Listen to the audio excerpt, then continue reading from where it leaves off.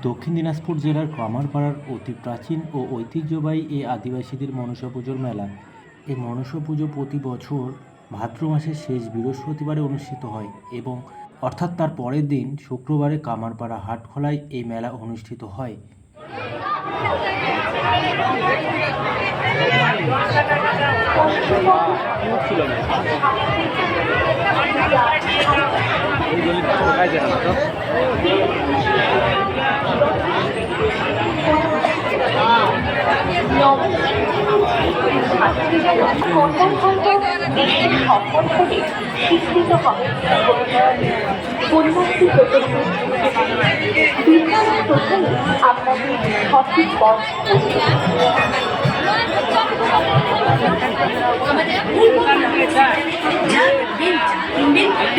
সবকিছু মাত্র 50 টাকায় 50 টাকায় 50 টাকা।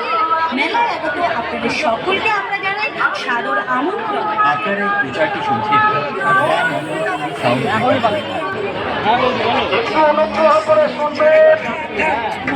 একটা চাবি